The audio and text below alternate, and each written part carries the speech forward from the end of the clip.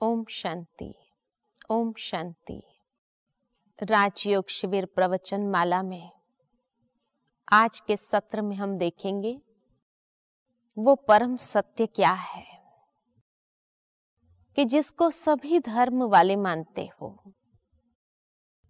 5 बातें आपको याद होगी जो कसौटी के रूप में हमारे पास है।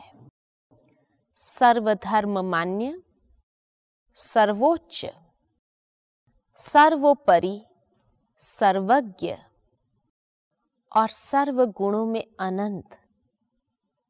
अब अगर एक एक मान्यता को हम उठाते जाए और उसको इन कसौटियों पर हम कस करके देखना आरंभ करें तो अवश्य सत्य तक पहुंच जाएंगे। क्योंकि आज की दुनिया में जितना ही मनुष्य ने सत्य को समझने की कोशिश की, उतना ही सत्य से दूर होता गया और इसलिए जीवन में दुख अशांति भी बढ़ती गई। क्योंकि सत्य से बहुत दूर अंधकार में आ गए हैं हम। सबसे पहली मान्यता कि जब हम कहते हैं नेचर इज गॉड, तो क्या नेचर के साथ ये 5 बातें लगती है?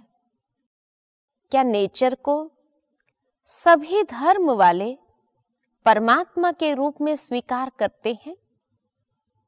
कहां तक करते हैं? एक तरफ तो हम कहते हैं कि वो परमात्मा रचयिता है और प्रकृति उसकी रचना है। अगर प्रकृति उसकी रचना है तो रचना रचयिता कैसे हो सकता है? दूसरी बात, कहा जाता है कि संसार का खेल 3 सत्ताओं में चलता है। एक है अनादि अविनाशी आत्मिक सत्ता, दूसरा है परमात्म सत्ता और तीसरा है प्रकृति सत्ता। तीनों ही अनादि अविनाशी है। आत्मा और प्रकृति में समय प्रति समय परिवर्तन आता रहा है, लेकिन उसका विनाश कभी नहीं हुआ है। तो प्रकृति इस खेल की एक सत्ता है, परमात्मा अलग सत्ता है। दोनों अलग अलग सत्ताएं हैं, दोनों एक कैसे हो सकती है? दोनों ही अनादि अविनाशी है और दोनों का अस्तित्व अपना अपना है।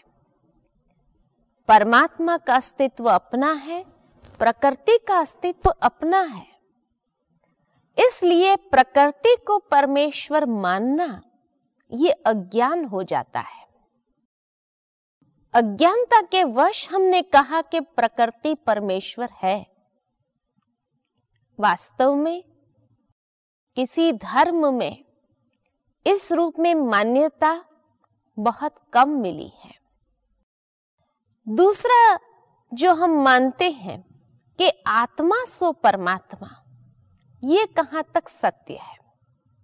जैसे कहते हैं सागर से बुदबुदा निकला और सागर में समा गया, वैसे हम सभी परमात्मा के अंश इस संसार में आए और अंत में जाकर के उस परमात्मा में समा जाना अर्थात परमात्मा बन जाना। क्या ये सत्य है? क्योंकि आत्मा अनादि अविनाशी है। परमात्मा में समा जाना अर्थात आत्मा का अस्तित्व खत्म हो जाना। आत्मा का अस्तित्व खत्म नहीं होता है। आत्मिक सत्ता है, संसार की एक सत्ता है ये। जब भगवान के मंदिर में भी जाते हैं तो हम यही गाते हैं, त्वमेव माताश्च पिता बंधु सखा।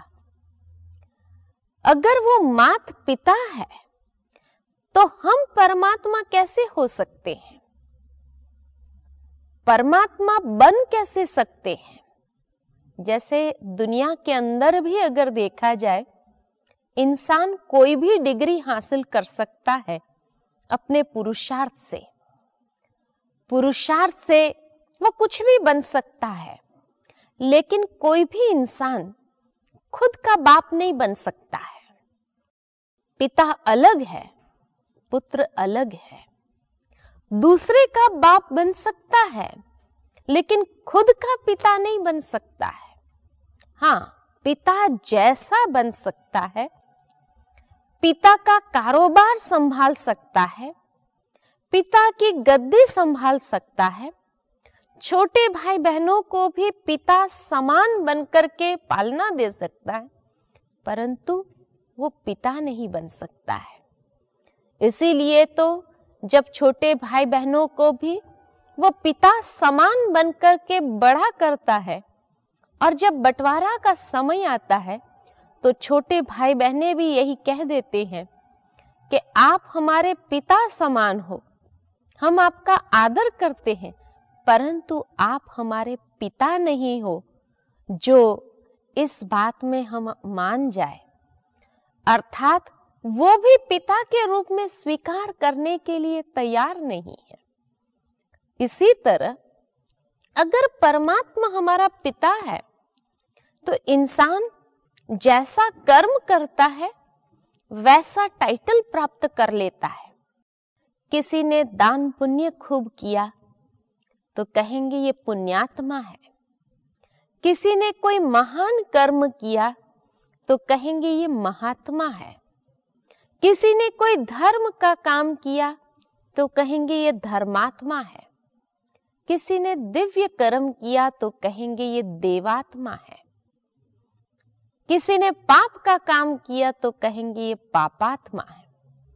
तो पापात्माएं अनेक है, पुण्यात्माएं अनेक है, महात्माएं अनेक है, धर्मात्माएं अनेक है, देवात्माएं भी अनेक है, परंतु परमात्माएं ये शब्द नहीं सुनेंगे। परमात्मा एक है।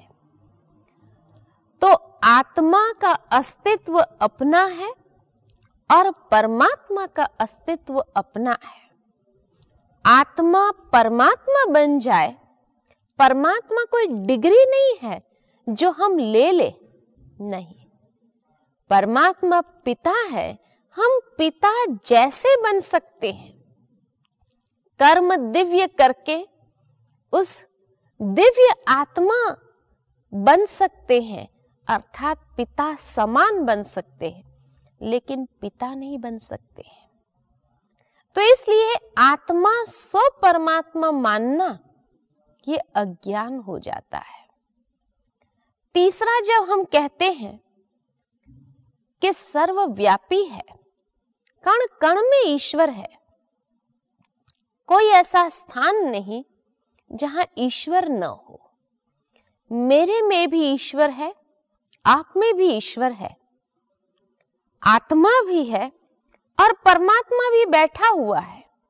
ये कहां तक सत्य है? देखा जाता है कि अगर सब में ईश्वर बैठा हुआ है तो एक व्यक्ति जब दूसरे का खून करता है, दोनों में ईश्वर है, तो ये कर्म किसका? अगर कहे कि ये आत्मा कर्म कर रही है, परमात्मा उस समय न्यारा हो जाता है, साक्षी हो जाता है, परंतु है उसी के अंदर, तो परमात्मा का बैठने का मतलब, जैसे आज घर में भी छोटे बच्चे होते हैं, आपस में लड़ रहे हैं और माता पिता सामने बैठे हैं, क्या वो साक्षी होकर के बैठेंगे कि तुरंत वो बच्चों को छुड़ाएंगे कि बेटे क्यों लड़ रहे हो, क्या चाहिए, और उनको जो चाहिए वो दे देते हैं, लड़ने नहीं देते हैं।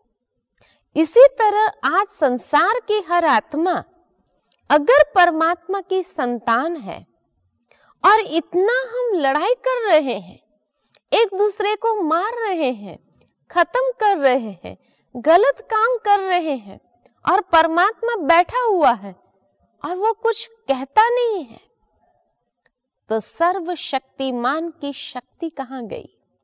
अगर एक आत्मा को रोकने की शक्ति नहीं है उसके पास, तो क्या उसको सर्वशक्तिमान कहेंगे?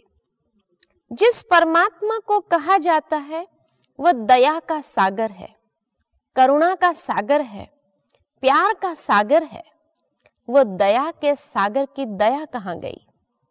वो करुणा के सागर की करुणा कहाँ गई? वो प्यार के सागर का प्यार कहाँ चला गया? और उसका बैठने का फिर तो कोई मतलब ही नहीं होता है। अगर उसको रोकना भी नहीं है तो क्या फायदा है उसका बैठने का? दूसरा, आज प्रकृति में भी एक गुण है। देखिए, अग्नि है और अग्नि में लोहा रख दो, कुछ समय के बाद आप देखेंगे कि अग्नि का गुण लोहे में आ जाता है कि लोहा भी गर्म होकर लाल हो जाता है। अर्थात अग्नि ने अपने गुण को ट्रांसफर कर दिया लोहे में। प्रकृति भी अगर अपना गुण ट्रांसफर कर सकती है, परमात्मा सर्वव्यापी है और वो अपने गुणों को ट्रांसफर न कर सके तो क्या परमात्मा कहेंगे? नहीं, उसका गुण भी ट्रांसफरेबल होगा। वो जिसको चाहे वो दे सकता है, जब आवश्यकता है तब दे सकता है। इसीलिए कहा कि जब कोई दो व्यक्ति आपस में बात कर रहे होते हैं और मान लो किसी एक ने ऐसा सवाल पूछ लिया जो दूसरे को मालूम नहीं है, तो वो क्या कहेगा? ऊपर वाला जाने। अनजानेपन में भी हमारा हाथ ऊपर की ओर चला जाता। कभी हमने ये नहीं कहा नीचे वाला जाने, जो सब में बैठा हुआ है वो जाने, नहीं, ऊपर वाला जाने।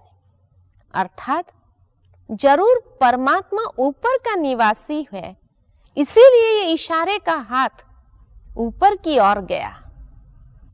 तो परमात्मा सर्व में व्यापक रहने की आवश्यकता नहीं है, परंतु दूर बैठे भी अपना कार्य कर सकता है। इसीलिए तो गीता में कहा हुआ है, यदा यदा ही धर्मस्य, जब जब धर्म की ग्लानि होती है तब तब मैं आता हूं अधर्म का नाश और सत धर्म की स्थापना कराने। अगर वो आता है तो कहां से आएगा? यहां ही है तो आने की जरूरत ही नहीं, कहां से आएगा? ये वायदा दिया हुआ है कि अधर्म के समय में आऊंगा। दूसरी बात, अगर यहां ही व्यापक हो फिर तो इतना अधर्म बढ़ना ही नहीं चाहिए। परमात्मा की हाजिरी में अधर्म बढ़े तो परमात्मा के यहां होने का कोई मतलब नहीं होता है। परमात्मा की गैर हाजिरी है तभी इतना अधर्म बढ़ा है। इसीलिए ये बात जो शास्त्र में आई सर्वव्यापकता की, क्या उसको गलत कहेंगे कि बड़े बड़े ऋषि मुनियों ने ऐसे ही लिख दिया? नहीं। इसीलिए ये कहा जाता है कि ये भावनात्मक सत्य है, सिद्धांतिक नहीं है। ये बातें शास्त्र में क्यों आई? कहा जाता कि पहले के समय के जो ऋषि मुनि थे वो अपने सिद्धि के बल से आने वाले समय को देख सकते थे, और वो जब समय को देख सकते थे तो ये कली काल को भी देखा और देखा कि ये कली काल घोर पाप कर्म का युग है। मनुष्य आत्माओं को पाप कर्म से बचाएं कैसे? इसलिए ये बात उन्होंने शास्त्र में लिख दी कि हे मानव, तुम जब पाप करता है तो ये मत समझना कि तुझे कोई नहीं देख रहा है। भगवान सब जगह है, उसकी आंखें हजार है, वो तुझे देख रहा है, ताकि मनुष्य को एक भय रहे कि भले कोई इंसान मुझे नहीं देख रहा है लेकिन भगवान मुझे देख रहा है, और इस भय को लेकर के वो पाप कर्म कम करे। इस भावना को लेकर के ये बात शास्त्र में आई है, एक डर की भावना बिठाने के लिए। या दूसरा कहे कि जो शिरोमणि भक्त आत्माएं हो गए द्वापर युग में, उनकी भगवान के साथ इतनी प्रीत थी, तो वो प्रीत का प्रतीक उन्होंने कह दिया, जहां देखूं वहां तू ही तू है। जैसे कोई व्यक्ति किसी के प्यार में खोया हुआ होता है, भले वो बैठा है, देख रहा है, लेकिन उसके मस्तिष्क में उस प्रियतम की छवि है, इसलिए जहां भी देखता है उसको उसी में भी वो प्रियतम की छवि नजर आती है। ऐसे ही ये द्वापर युग के समय में जो शिरोमणि भक्त आत्माएं हो गए, मीराबाई जैसे, इतनी लगन थी परमात्मा के साथ, इतनी प्रीत थी उनकी, सच्ची दिल की प्रीत, कि उनके मनस पटल पर हमेशा उस प्रियतम की छवि बनी रहती थी, और इसलिए वो जहां भी देखते थे उन्हें वही छवि नजर आती थी। तभी उस प्यार में आकर के उन्होंने कहा, जहां देखूं वहां तू ही तू है। कौन सा ऐसा स्थान है जहां तू नहीं है? सब जगह है। तो इस दो भावनाओं के आधार पर ये बात शास्त्रों में आई है, इसलिए कहा ये भावनात्मक सत्य है, परंतु सिद्धांतिक नहीं। ये नहीं कि ये गद्दी में भी परमात्मा है तो ये माइक में भी परमात्मा है, इसलिए मैं बैठकर उसकी पूजा करने लगूं। ये अंधश्रद्धा हो जाती है। भावनात्मक सत्य को हम भी मानते हैं। आज हम कहीं बाहर जा रहे होंगे और कई कहेंगे, बहन जी अकेले जा रहे हैं, तुम कहेंगे नहीं, भगवान हमारे साथ है। इस भावना को लेकर के चलो तो वहां पर हमेशा उसकी प्रेजेंस की फीलिंग हमें आती रहेंगी, जैसे ईश्वर हमारे साथ है। लेकिन अंधश्रद्धावश उसकी बैठकर पूजा करने लग जाना, ये नहीं। भावनात्मक सत्य को स्वीकार करते हुए हर कदम करना, चलना है, हर कर्म करना है, ये परमात्मा कहते हैं। चौथी बात, जब कहते हैं ब्रह्म ईश्वर है, ब्रह्म महतत्व, हमने देखा कि वह परम धाम का एक दूसरा नाम है, जो 5 तत्व की दुनिया से पार छठा तत्व है। परमात्मा कोई तत्व है? नहीं, उस तत्व में रहने वाला वो तथ्य है। जिस प्रकार मकान और मकान मालिक दोनों अलग हैं, मकान को मालिक नहीं कह सकते हैं, लेकिन मकान में रहने वाला मकान मालिक है। इसी तरह ब्रह्म ईश्वर है नहीं, ब्रह्म में रहने वाला ईश्वर है। जब कहते हैं निराकार है, निराकार का अर्थ क्या है? निराकार अर्थात ये शाब्दिक अर्थ न ले कि जिसका कोई आकार नहीं।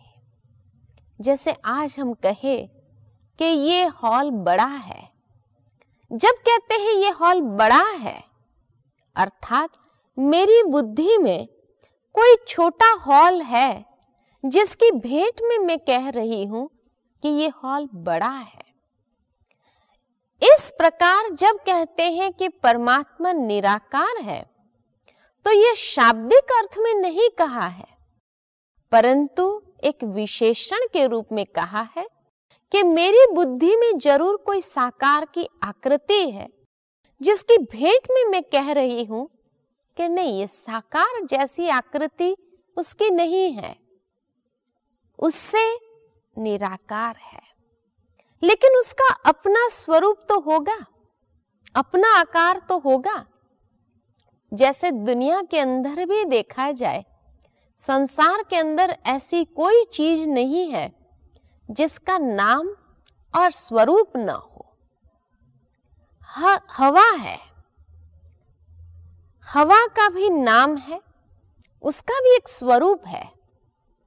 भले वो हवा दिखाई नहीं पड़ती है, लेकिन आज एक आर्टिस्ट जब चित्र बनाता है और अगर उसको तूफान दिखाना हो, तेज हवा दिखानी हो, तो तुरंत वो उस चित्र में पेंट कर देता है कि चित्र को देख करके कोई भी कहेगा जैसे तेज हवा चलती हुई दिखाई है। तो जिसका कोई आकार नहीं है, उसको भी एक चित्रकार अपने चित्र में दे देता है आकार या स्वरूप, जो चित्र को देखकर कोई समझ जाता है।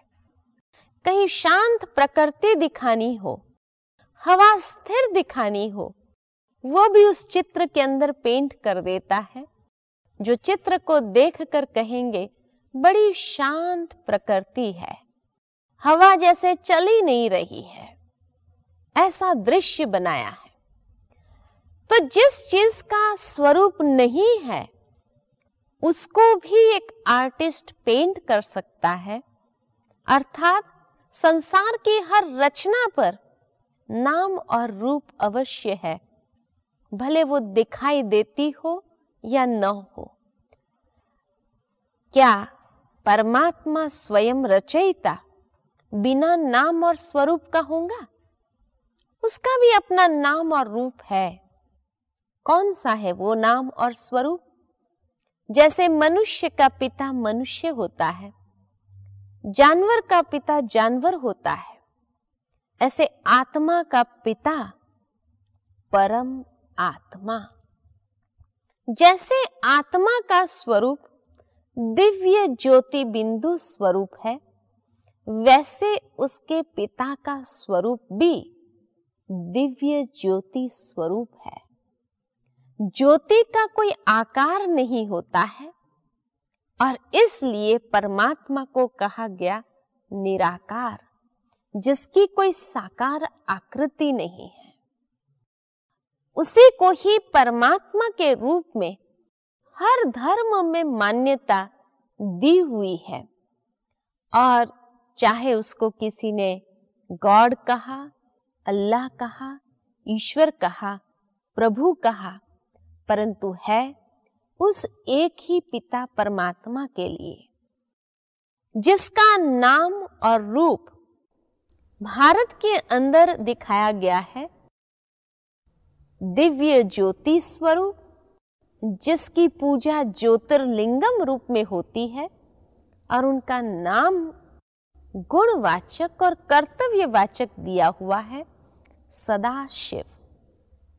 सदाशिव उसको जो कहा, ये गुणवाचक नाम है। आज मनुष्य का जो नाम होता है गुणवाचक नाम नहीं होता है। किसी का नाम होगा शांति भाई, परंतु जीवन में होगा टेंशन, अशांति। किसी का नाम होगा अमीर चंद, लेकिन होगा फकीर। किसी का नाम होगा हसमुख बेन, लेकिन कभी हंसते ही नहीं है। किसी का नाम होगा लक्ष्मी बहन, लेकिन लक्ष्मी उसके पास होंगी ही नहीं। तो आज मनुष्य का नाम गुणवाचक कर्तव्यवाचक नहीं है। परमात्मा का जो नाम है गुणवाचक कर्तव्यवाचक है। शिव का अर्थ है सदा कल्याणकारी, इसीलिए कहते हैं सदा शिव, सर्व का कल्याण करने वाला है। शिव का अर्थ है शांति, इसीलिए कहाँ अशांति होती है तो कहेंगे बोलो शिव, यानी शांति करो। परमात्मा शांति का सागर है। शिव का अर्थ है पवित्र स्वरूप। कोई छोटे बच्चे को जब देखते हैं तो कहते हैं ये तो शिव बालक है, शिव स्वरूप है। अर्थात जैसे बच्चा इनोसेंट और प्योर है, वैसे पिता परमात्मा भी एवर प्योर है।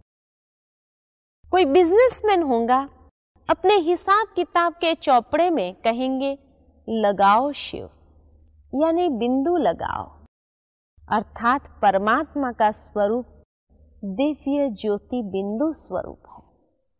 तो परमात्मा का जो नाम है गुण और कर्तव्यवाचक है, परंतु अगर उस कसौटी पर कसकर देखें, क्या सभी धर्म वाले उसको परमात्मा के रूप में स्वीकार करते हैं?